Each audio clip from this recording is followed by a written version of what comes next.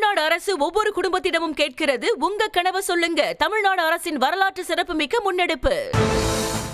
அதிமுகவுடன் தொகுதி பங்கீடு குறித்தோ அல்லது எத்தனை இடங்களில் போட்டியிடுவது என்பது குறித்தோ இதுவரை பேசவும் இல்லை, கேட்கவும் இல்லை என்று தமிழக பாஜக தலைவர் நயினார் நாகேந்திரன் தெரிவித்திருக்கிறார். கோவை விமான நிலையத்தில் செய்தியாளர்களை சந்தித்த அவர், ஜனநாயகன் திரைப்படத்திற்கான தணிக்கை சான்று விவகாரத்தில் மத்திய தணிக்கை வாரியத்திற்கும் பாஜக அரசிற்கும் கடுகளவும் சம்பந்தமில்லை என்று கூறினார். யாரையும் அடிபணிய வைக்க வேண்டிய அவசியம் பாஜகவிற்கு இல்லை என்றும் நயினார் நாகேந்திரன் தெரிவித்திருக்கிறார்.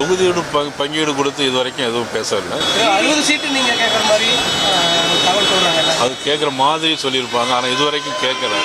இந்த சென்சார் போர்டுக்கும் இந்த பட திரைப்பட என்னமோ எங்களுக்கு கடுகளவும் அதில் கிடையாது. பாரதிய ஜனதா கட்சி யாரையுமே அடிப்படை வைக்க வேண்டிய அவசியம் இல்லை. அந்த மாதிரி வேலையில் ஈடுபடுவதும் நிச்சயமாக கிடையாது.